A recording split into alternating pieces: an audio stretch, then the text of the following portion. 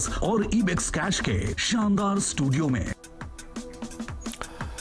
नमस्कार, सीएनबीसी आवाज और इबेक्स कैश के स्टूडियो से आप देख रहे हैं कंज्यूमर अड्डा और आपके साथ मैं हूं विपिन भट्ट। और आज हम बात कर रहे हैं फर्जी क्यूआर कोड फ्रॉड की, क्योंकि क्यूआर कोड से फ्रॉड, ऑनलाइन और मोबाइल ट्रांजैक्शन बढ़ने के साथ ही फ्रॉड भी बहुत सारे होने लगे हैं। और अब क्यूआर कोड, जिसे सेफ पेमेंट ऑप्शन माना जाता था, इसको भी फ्रॉड लोगों ने अपना हथियार बना लिया। आपके पास पैसे लेने के लिए क्यूआर कोड आता है और आप जैसे ही उसे स्कैन करते हैं, आपका खाता साफ, या जितने पैसे आप ट्रांसफर करते हैं आपको लगता है ये आपके पास आ रहे हैं, लेकिन वो सामने वाले के खाते में चले जाते हैं। और जो फ्रॉडस्टर हैं वो रोज नए नए तरीके निकालते हैं कि कैसे आपको ठगा जाए, कैसे आपको इमोशनली ब्लैकमेल किया जाए, या ब्लैकमेल की जगह हमें कहना चाहिए आपको इमोशनली पहले झांसे में लिया जाए, या फिर आपको कुछ ऐसी बात की जाए जिससे आप पूरी तरह उन पर विश्वास कर लें।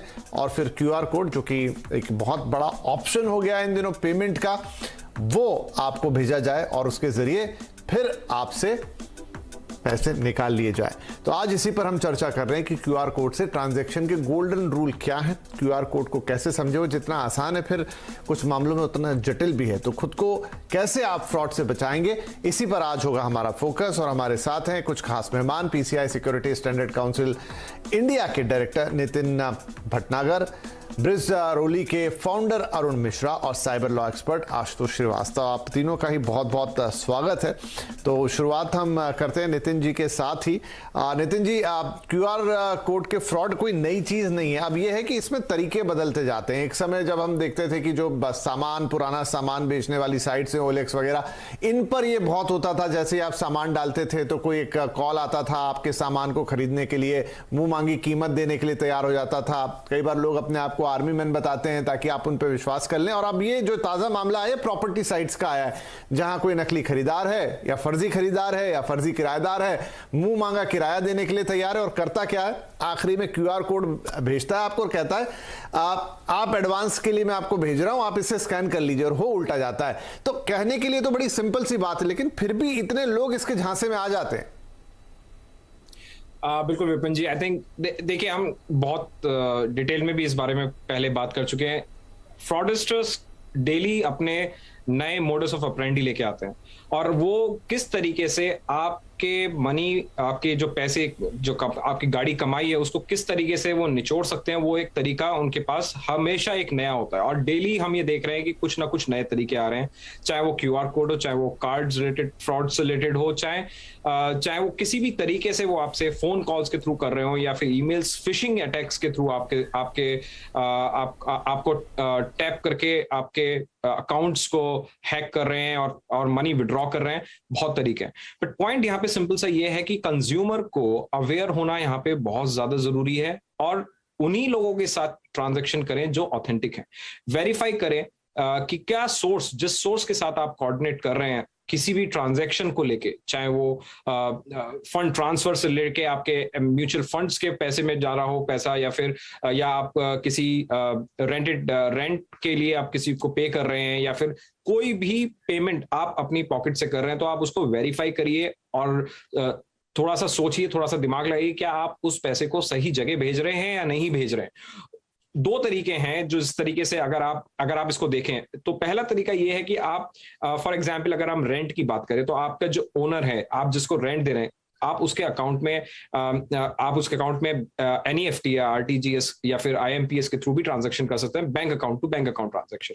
अगर आप क्रेडिट कार्ड, कुछ एप्स जो होती हैं वो फैसिलिटीज देती हैं कि आप उनको क्रेडिट कार्ड के थ्रू भी पेमेंट कर सकते हैं, तो आपको ये सोर्स, उनका जो एप्स है उनको वैलिडेट करना है, सही लोकेशन और ऐप स्टोर से आपको ऑथेंटिक एप्स को डाउनलोड करना है, जिससे कि आप जब भी एप्स को यूज कर रहे हैं वो आपके पैसे को सही तरीके से यूटिलाइज कर रहे हैं और सही जगह ट्रांसफर कर रहे हैं। दूसरी चीज ये होती है आपको थोड़ा सा सतर्क रहना है, क्योंकि यहाँ पे कभी कभी फेक एप्स भी आ जाती हैं।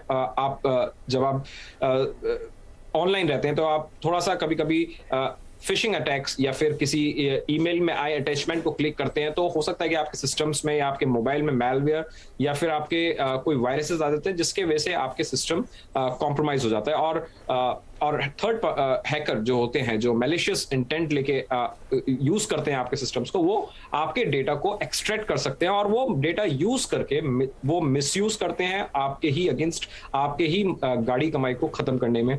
तो यहाँ पे इन दो चीजों का बहुत जरूरी से ध्यान रखना है जब आप तरीके के ट्रांजैक्शन कर रहे हैं ऑनलाइन। ठीक है, और क्योंकि आज सारा फोकस यहाँ पर क्यूआर कोड के ऊपर है, तो अरुण आप हमें ये बताइए कि ये दरअसल इसमें अंडरलाइन चीज ये है, और यही दर्शकों को आज समझने वाली बात भी है, कि पैसे लेने के लिए कभी भी क्यूआर कोड का इस्तेमाल नहीं होगा, वो हमेशा पैसे देने के लिए होगा। क्योंकि इन फ्रॉड्स में हो ये रहा है कि आदमी सामने से क्यूआर कोड भेज रहा है और बोल रहा है आप इसे स्कैन कीजिए और आपको पैसे मिलेंगे, और लोग इस बारीक सी बात को नहीं समझ पा रहे। जैसे वो स्कैन करके उसको आगे ऑपरेट करते हैं तो उल्टा पैसा उस आदमी के पास चला जाता है, तब रियलाइज होता है उनको, एक मैसेज आता है बैंक का कि डेबिट हो गया।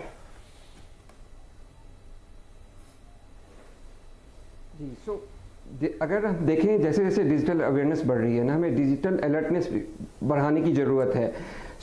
अभी फ्रॉडस्टर का जो मॉडस ऑपरेंडी है वो बहुत क्लियर है। वो आपको फ़ोन करते हैं, और फ़ोन करने वाले फिशिंग अटैक्स को जनरली हम फिशिंग भी बोलते हैं। तो वो आपको फ़ोन करते हैं, आपको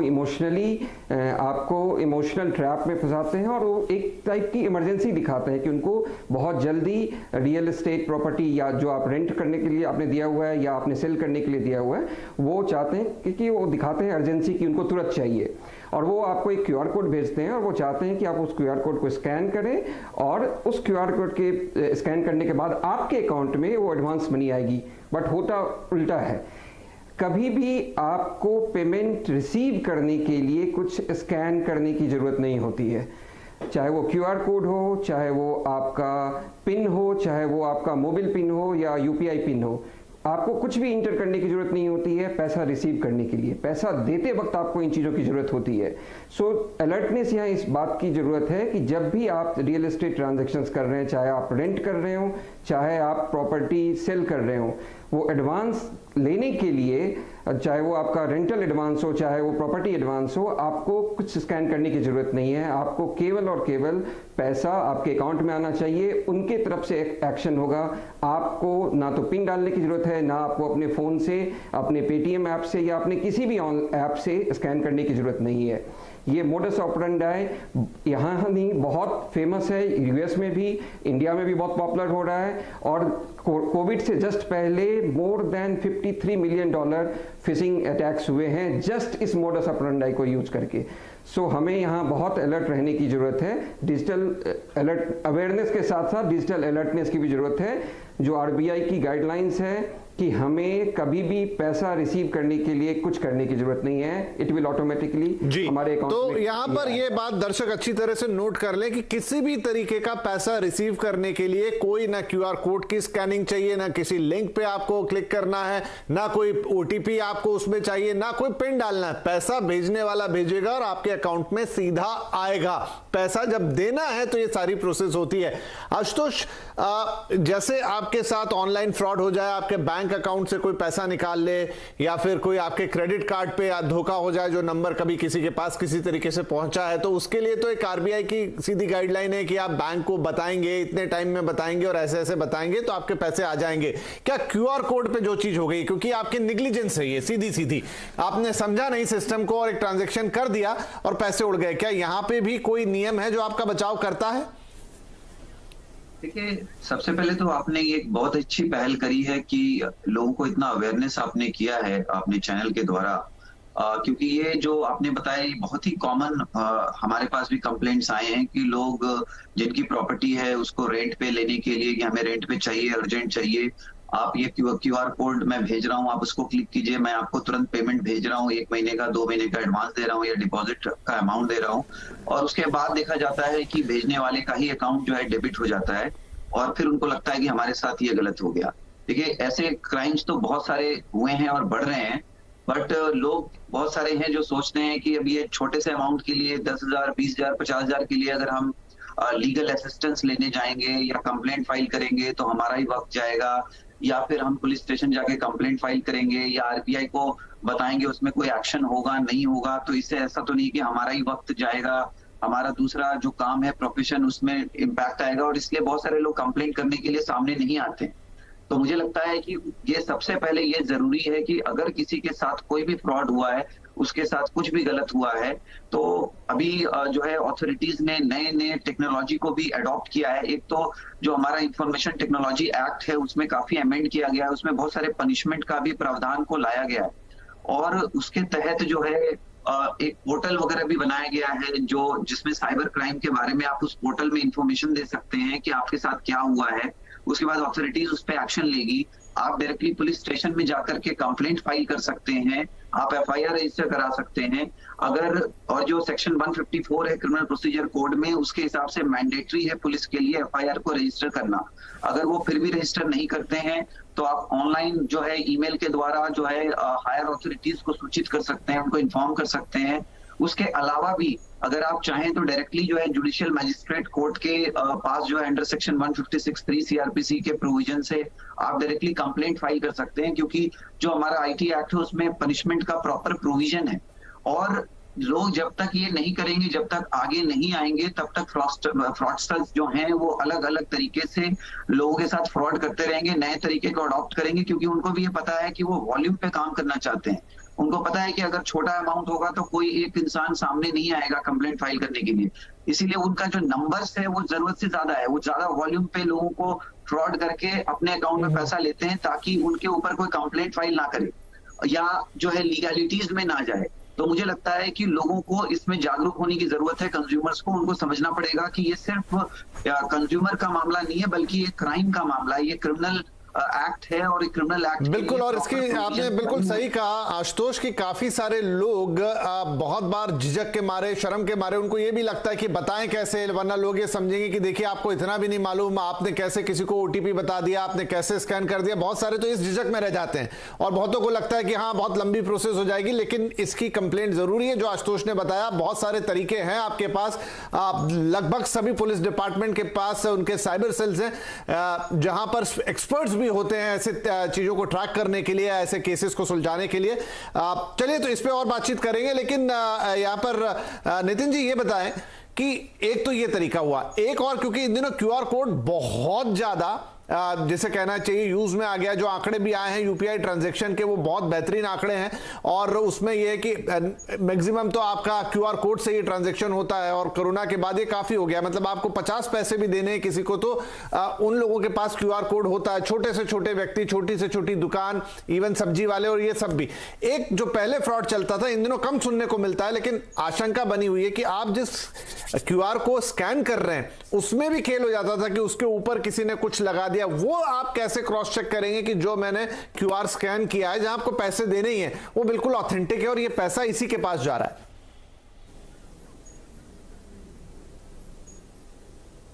विपिन जी यहाँ पे देखिए, आप जब आप किसी भी शॉप पे जाते हैं, देखिए पेमेंट मोड्स तो देखिए हमारे कंट्री में बढ़ ही रहे हैं, चाहे वो क्यूआर कोड हो, चाहे वो किसी भी तरीके के पेमेंट हो, वॉलेट टू वॉलेट पेमेंट हो, हर तरीके का पेमेंट बढ़ रहा है। और जब आप किसी शॉपकीपर के पास जाके इस तरीके का कोई पेमेंट करते, कोई आपने चीज परचेज करी और आपको क्यूआर कोड यहाँ सामने दिखाई दिया, तो आपने जब स्कैन किया तो आप शॉपकीपर से भी पूछ सकते हैं क्या आपका क्यूआर कोड यही है।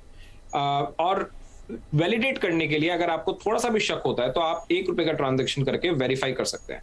यूजुअली आजकल जितने भी रिटेल शॉपकीपर्स हैं जो आप जहां पे भी शॉपिंग करते हैं, तो उनके पास एक डिवाइस होती है जिसमें आप जैसे ही पेमेंट करेंगे तो उनको आपको एक साउंड की आवाज आएगी जिसमें वो बताता है कि आपने कितने रुपए का पेमेंट किया।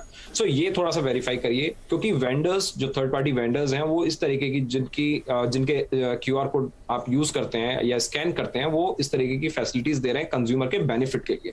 सो यहाँ पे ये वैलिडेट करेंगे, वेरीफाई करेंगे तो आपको आसान होगा कि आप सही मर्चेंट को, जिसके यहाँ से आपने शॉपिंग करी, आप उसको पेमेंट कर रहे हैं। ये तो हो गया जब आप ऑनलाइन रिटेल की शॉप पे जाके फिजिकल शॉपिंग करते हैं। अब ऑनलाइन क्यूआर कोड स्कैन करने के लिए आपको वैलिडेट करना बहुत जरूरी है, और ये वैलिडेट तभी हो सकता है जब आप जिस सोर्स से आप उस क्यूआर कोड को ले रहे हैं वो एक्चुअल हो।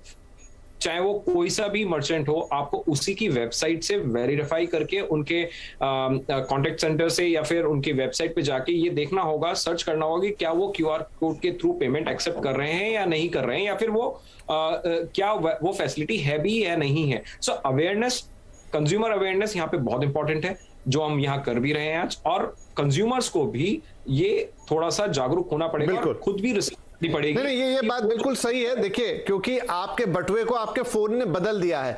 आप सिंपल अब एक क्यूआर कोड की मदद से इतना आसान ट्रांजैक्शन, पहले वही पैसे आपको लेके चलने पड़ते थे 10-20 रुपए से लेकर बाकी जितने तक का, कोई 100 रुपए का सामान, कोई 1000 का, कोई 2000 का, लेकिन अब वो कैश की जरूरत खत्म हो गई है। इवन कार्ड की भी जरूरत इसमें खत्म हो जाती है।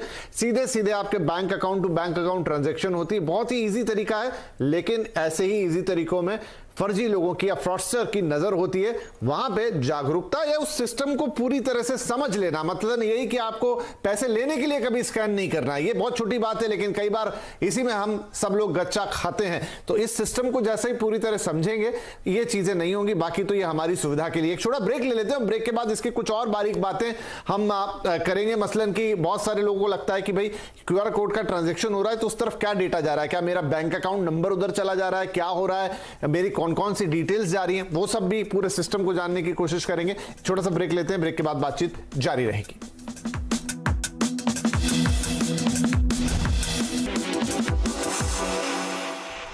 Welcome back. कंज्यूमर अड्डा में आज हो रहा है फ्रॉड का क्यूआर कोड, क्योंकि इन दिनों कई तरीके ढूंढ रखे हैं फ्रॉडस्टर ने आपको चूना लगाने के लिए। अब ताजा तरीका यही है जिसमें वो प्रॉपर्टी के खरीदार बनते हैं, किराएदार बनते हैं और बहुत सारे लोगों को क्यूआर कोड भेज के एडवांस देने की बात करके पैसे निकालते हैं और पहले पुराने सामान ओला, वो तमाम इस तरह के केसेस हम देख चुके हैं। लेकिन इस सिस्टम को पूरी तरह समझ लें तो ऐसे फर्जीवाड़े से बता जा सकता है।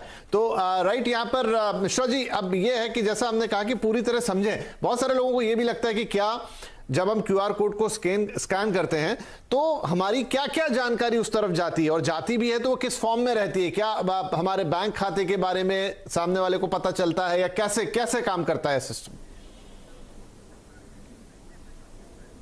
देखिए, हम जब किसी सोर्स, सब कुछ डिपेंड करता है कि ये सोर्स क्यूआर कोड आया कहाँ से है। जनरली आपके बैंक खातों की जानकारी सामने वाले के पास नहीं जाती है। केवल आपके जितना पैसा आपने ट्रांजैक्शन किया है, केवल वो डिटेल्स जाती है कि आपने इतना पैसा भेजा है और इसका ये एक ट्रांजैक्शन नंबर है। उसके अलावा आपके बैंक अकाउंट की क्या डिटेल्स है, आपके बैंक अकाउंट में कितने पैसे हैं और क्या जनरली आपका ट्रांजैक्शंस क्या है, हिस्ट्री, वो कोई भी डिटेल्स नहीं जाती है। क्योंकि जो क्यूआर कोड जनरेट करने पे ये सब कुछ डिपेंड नहीं करता है, ये डिपेंड करता है आपके बैंक पे भी। और बैंक कभी भी ये डिटेल्स आपके सामने वाले रिटेलर्स को, जिन्होंने ये क्यूआर कोड आपको भेजा है, उनको नहीं देता है। तो उन चीजों तो मैं आपको बीच में टोक रहा हूं मिश्रा जी, तो मैं ये मानूं कि देखिए, क्यूआर कोड कोई भी फ्रॉडस्टर अपने एंड पे जनरेट नहीं कर सकता, वो भी उसी सिस्टम का इस्तेमाल करके जनरेट करेगा और उससे उतना ही काम होगा जितना एक्चुअल किसी ओरिजिनल या जेन्युइन क्यूआर कोड में हो रहा है। राइट, मतलब ऐसा नहीं है कि उसके बाद वो कहीं और से फिर आपके 10 ट्रांजैक्शन कर लेगा। आपने जो ट्रांजैक्शन किया वो फाइनल है। जी जी, आपने जो ट्रांजैक्शन किया वो फाइनल है। क्यूआर कोड वो अपनी जगह जनरेट कर सकता है, लेकिन वो आपकी बाकी डिटेल्स नहीं ले सकता है। केवल अमाउंट वहां आती है, आपके बैंक की डिटेल्स आती है, बट और आप जब उसको स्कैन करते हैं तो आप ऑथराइज करते हैं कि ये पेमेंट आपके एक बैंक अकाउंट से जाए, बट बाकी डिटेल्स वो आपके बैंक अकाउंट की वहां नहीं जाती है। तो वहां वो हम सुनिश्चित कर सकते हैं कि वो चीजें नहीं जा रही है, वो बैंक सुनिश्चित करता है। लेकिन पेमेंट कितना करना है ये क्यूआर कोड वो खुद जनरेट करते हैं और तभी तो वो आपको वो क्यूआर कोड भेजते हैं। हाँ, नहीं, मेरा पूछने का मतलब ये था कि वो भी जनरेट किसी सिस्टम से कर रहे हैं, वो खुद का कोई क्यूआर कोड नहीं बना सकते। नहीं, वो खुद का क्यूआर कोड, देखिए क्यूआर कोड ऑनलाइन जनरेट होता है आजकल। हम कभी भी किसी भी अमाउंट का क्यूआर कोड जनरेट कर सकते हैं, बट अपने बैंक अकाउंट में पैसा लेने के लिए वो क्यूआर कोड जनरेट करते हैं और वो बैंकिंग सिस्टम से ही जनरेट करते हैं जी। क्योंकि अगर हम ऑनलाइन किसी भी तरीके से जनरेट करेंगे तो वहां पैसा ट्रांसफर नहीं होगा। बिल्कुल, लेकिन बस यही एक पॉइंट था कि वो एक सिस्टम के तहत आ रहा है, तो बस आप उस पर ये करेंगे कि ज्यादा से ज्यादा आप उस पर ट्रांजेक्शन करेंगे। लेकिन ऐसा नहीं है कि उसके बदले में बाद में बार बार ट्रांजेक्शन कोई कर लेगा। एक बार जो हो गया वो हो गया और आपकी कोई डिटेल उधर नहीं जा रही, ये बात बिल्कुल साफ है। बस ये कि आपको अवेयर रहना है। ये रिवर्स ट्रांजैक्शन नहीं करना। आप आशुतोष जी, वैसे आपने बता दिया कि इसके लिए क्या क्या प्रावधान है, लेकिन क्विकली आपको सबसे पहले क्या करना चाहिए? अगर ये घटना आपके साथ घट जाए तो क्या आप अपने नजदीकी पुलिस स्टेशन में जाएंगे या फिर ऑनलाइन शिकायत करेंगे? क्या रूट आपको पहले लेना चाहिए या बैंक को पहले बताएंगे? देखिए, अगर सबसे जो आसान तरीका तो यही है कि आप ऑनलाइन जो है इन्फॉर्म कीजिए। वेबसाइट है प्रॉपर गवर्नमेंट का साइबर क्राइम को लेते हुए। उसके अलावा जो है बहुत सारे टोल फ्री नंबर्स भी बनाए गए हैं साइबर क्राइम को लेकर के। उस टोल फ्री नंबर पे भी इंफॉर्मेशन दे करके कंप्लेंट को रजिस्टर किया जा सकता है। और इसके अलावा कुछ व्हाट्सएप नंबर्स वगैरह भी गवर्नमेंट ने जो है अथॉरिटीज ने बनाई है, जिसके ऊपर इंफॉर्मेशन और डिटेल्स दी जा सकती हैं। और बाकी इसके अलावा तो मैंने बताया कि पुलिस स्टेशन, जो नियरेस्ट पुलिस स्टेशन है, वो ना तो उसमें कोई जुरिस्डिक्शन का इशू आएगा, वो सब बात की बात है। वो पुलिस स्टेशन जो है उसको कंसर्न्ड साइबर सेल में जो है वो ट्रांसफर कर सकता है। तो ऐसा नहीं है कि कोई गया तो बोलेंगे नहीं, यहाँ हमारा जुरिस्डिक्शन नहीं है, आप वहां जाइए, आप वहां जाइए। इसकी वजह से लोग घबराते हैं जाने के लिए, बट वो वहीं पे जाके कंप्लेंट दे सकते हैं और वहां से जो कंप्लेंट है, जो उसके ऊपर कार्रवाई होनी है, वो ठीक है। क्योंकि सर मेरा समय समाप्त हो रहा है, लेकिन आपकी बात, जो पॉइंट इज नोटेड कि आपको तुरंत सबसे पहले ऑनलाइन शिकायत करनी चाहिए और उसके बाद नियरेस्ट पुलिस स्टेशन में भी आप जा सकते हैं, वो आपकी कंप्लेंट लेंगे और जो भी साइबर सेल है उससे रिलेटेड माफ कीजिए, उसको वो कंप्लेंट पहुंचा दी जाएगी। लेकिन इंपॉर्टेंट ये है कि आप कंप्लेंट करें, उसे झिझक के मारे या ये सोचेंगे कि इसमें झंझट होगा, उसे रोके ना खुद को। और देखिए, फिर वही कहेंगे आखिरी में कि बहुत कोई ऐसा निराला काम नहीं कर रहे हैं फ्रॉडस्टर, वो सिर्फ थोड़े से ज्यादा आपसे उस सिस्टम की जानकारी रख रहे हैं, आपको उस चीज में फंसाने की कोशिश कर रहे हैं, थोड़ा बहुत लालच और इमोशनल टच उसको देकर आपको फंसाते हैं और सिस्टम का, उसी सिस्टम का इस्तेमाल करते हुए आपको ठगने की कोशिश करते हैं। तो थोड़ी सी अवेयरनेस आपको बचा सकती है। बाकी तो ये पूरा क्यूआर कोड का सिस्टम आपकी सुविधा के लिए है, बहुत ही फुल प्रूफ बनाया गया है। लेकिन बस ये है कि नेग्लिजेंस या थोड़ा सा जैसा मैंने कहा लालच में आ जाना या ध्यान नहीं देना, उसकी वजह से ये फ्रॉड हो रहे हैं। वरना फ्रॉडस्टर के पास मौका नहीं है और वो नए नए रास्ते ढूंढेंगे, लेकिन आप अवेयर रहेंगे तो कोई दिक्कत नहीं है। बहुत शुक्रिया आप सभी का, आज बहुत कीमती और महत्वपूर्ण बातें हमें बताने के लिए। आई होप कि काफी लोगों की मदद करेगी। नमस्कार।